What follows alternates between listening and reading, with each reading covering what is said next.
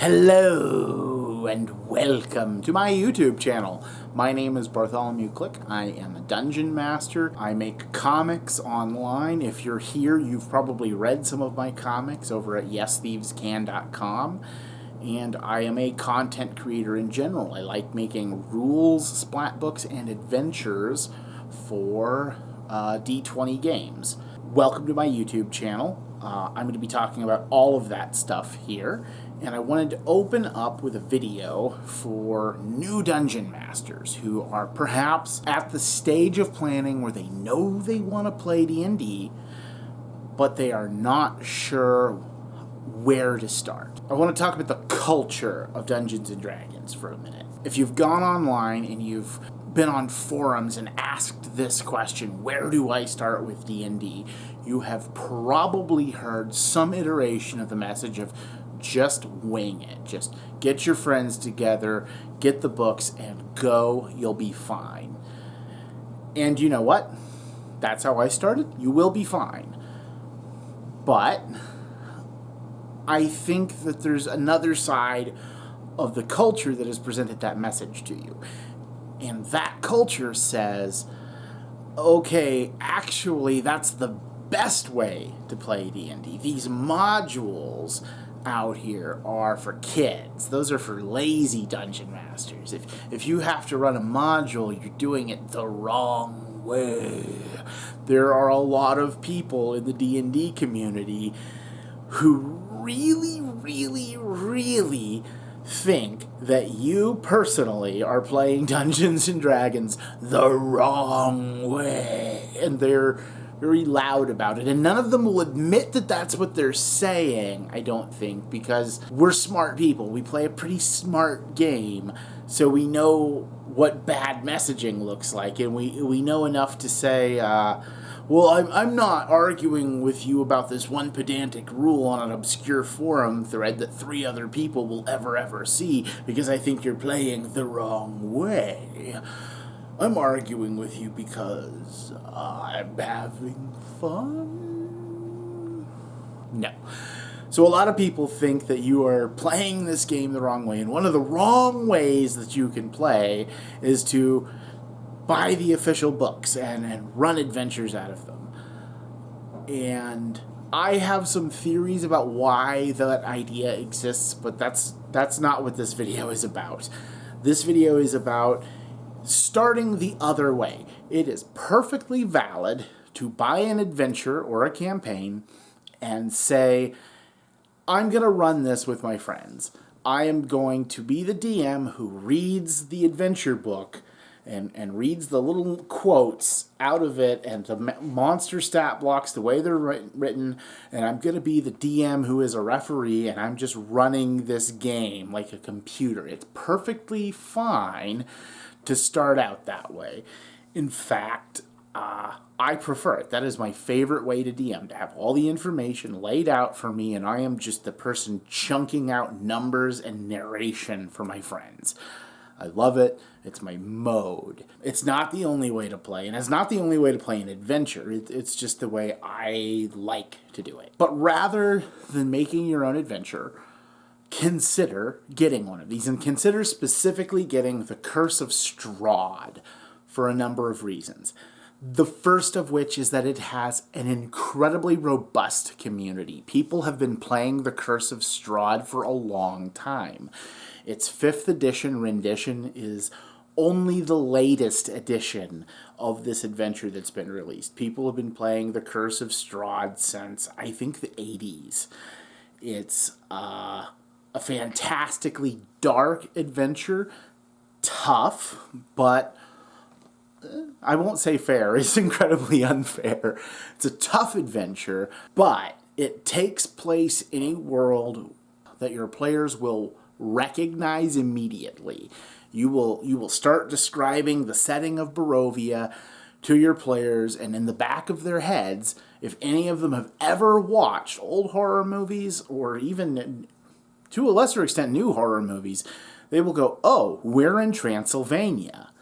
And they will connect to the villain Strahd in the same way. they'll hear your description of him, they'll see the way he's interacting with him, and they'll go, oh, this is Dracula, or a Dracula analog. And those are really important connections for your players to make, because when your players make those connections, they are allowed to interact in the world in a very deep way that may not otherwise exist if you are creating your own campaign. When you create your own campaign, you run the risk of creating a villain that you've developed and he's great, but your players don't necessarily know how to connect with him. There might not be a cue that tells your players, okay, I should treat this villain as if he were Sauron or whoever. The Curse of Strahd solves that problem for you. The minute the players run into Strahd, they know this dude's probably a vampire. He's probably the strongest vampire in quite a ways, and he wants these 3 things. Dink, dink, dink.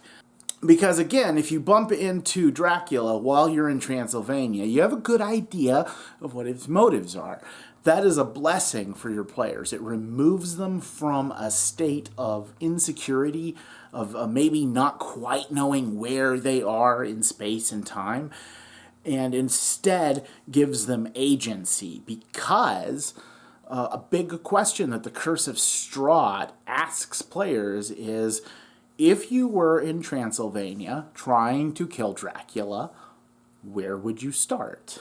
And when the thesis statement of the campaign is reduced down to a question that everyone can understand and that everyone has a chance to participate in, people get to have a lot more fun, and they get to the fun more quickly. Additionally, the community behind Curse of Strahd is robust, for one thing. There are Facebook pages and subreddits and Discord channels all about playing the Curse of Strahd. And those communities have homebrewed additions to it. They've made changes to it that they like. And they'll usually tell you the reasons they've made those changes so that you can see whether or not you want to adopt those changes. These people are a great community for new DMs because there's a lot of extra work that's just been done for you. So if you're nervous about the prep time, you can dive into these Curse of Strahd campaigns and look at someone like Mandy Mod, who's made a lot of great content for Curse of Strahd, and just cannibalize it. Just dive in beak first, pull out the liver, flop it on the table for your players, and let them eat that liver. Yeah, I'm going to keep that. And the bonus here is that this community does not assume that you are playing the game the wrong way. I'm a giant guppy. These are people who have said, okay, the Curse of Strahd is a great game, we're going to play it together, and additionally, we're invested enough that we're going to open a community and try to help other people who want to play the campaign. It is a fantastic resource into campaign session with some situation and be able to take it to a bunch of other dungeon masters and say, okay, my players pulled the rug out from under me. I have no idea what my villain would do from here.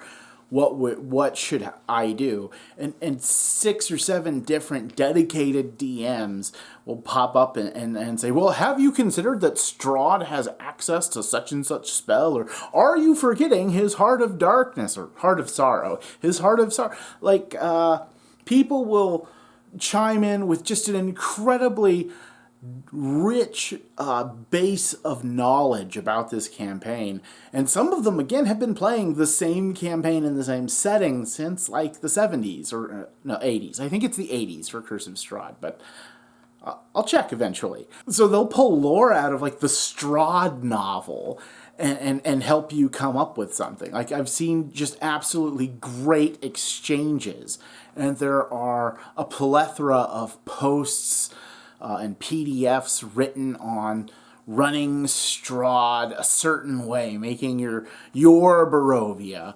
feel like this or that. It's how to put your personal touch on a thing that already exists. And that's one of the reasons I'm advocating this, because when you buy a campaign book like Curse of Strahd and you start running it, it's less about you having to create a whole bunch of stuff on the fly and then realize its problems mid-game, and more about flavoring a world that already exists so that your friends recognize what it is. No, Barovia has fallen! So my map fell, and I had to put it up, and I've completely lost my place in the video, so I'm gonna kind of sum up where I think I was. You should play Curse of Strahd as a new DM because it has a robust supportive community, because the environment and the villain are both incredibly relatable and easy to access for your players, and because it's just a well-made book. I want to say I am talking specifically about 5th edition Dungeons and Dragons and the 5th edition Curse of Strahd campaign, but there's nothing wrong with starting with an older edition. Those editions are fine. 5e is a great game, but older Dungeons and Dragons games are games that you can play. They're not like broken or anything because they're old. And there's a Curse of Strahd campaign for those too, and it has a lot of the same advantages. I think it might be a little more grimdark. I'm not certain, but by the way, we all know that you can go get those PDFs from dubious places on the internet. It is worth it to get the book. Or barring the book, it is worth it to get it on D&D Beyond because it's searchable. Like, it's way better than some pirated-ass PDF where you are just guessing at the page and chapter you're in, and you're just hoping that the version you have has a TOC on the site. Now, if you get the book, you can tab it up, you can mark in it.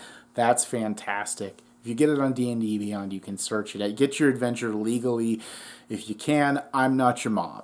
The last reason to get Curse of Strahd is because since the overworld world building is done for you, you can focus on the little things. You can focus on getting the mysteries that you want your players to solve set up, and setting those solutions up. And that's the fun part of D&D, the little things that the characters actually do when it is surrounded by the mood you're creating. You get to focus a lot more on the mood because you know what it is. You know what Transylvania is, your players know what Transylvania is, and you know what the puzzles are and what the mysteries are because that's what the book is for. And it puts you in a really good place. Hi, microphone. You were down here. And it puts you in a really good place as a dungeon master to just have a great time with your friends.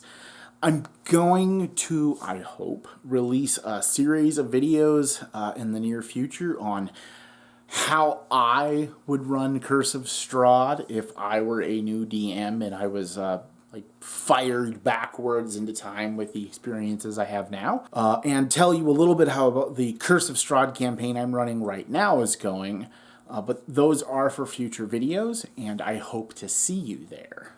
A quick announcement before I end. I believe this is where I'm supposed to ask you to like and subscribe. And please do those things and then ring the bell so that everyone knows it's time to hide in the church because zombies are coming to YouTube.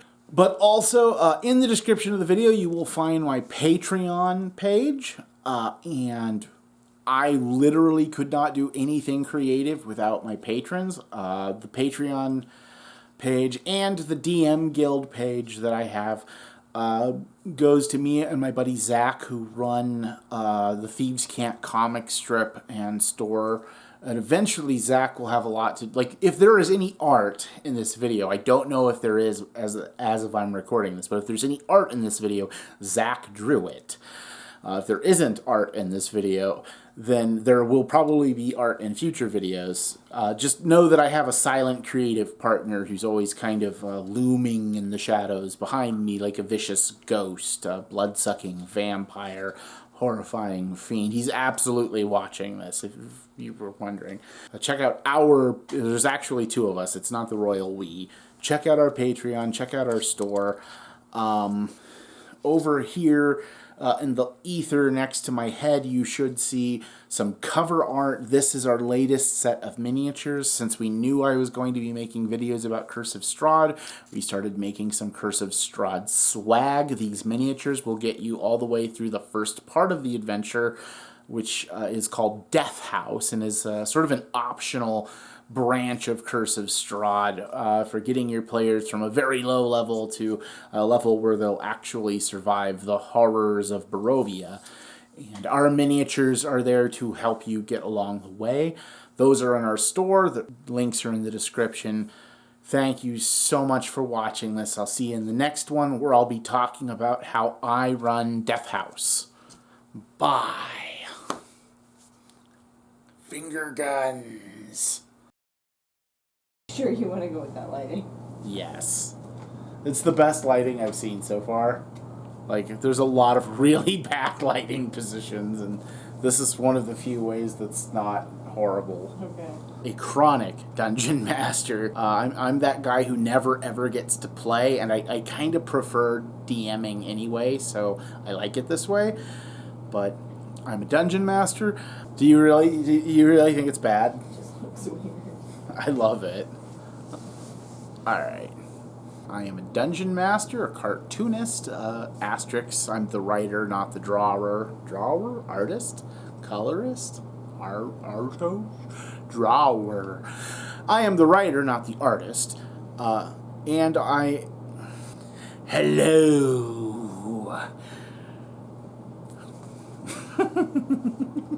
Sorry. Hello and welcome to my YouTube channel. My name is Bartholomew.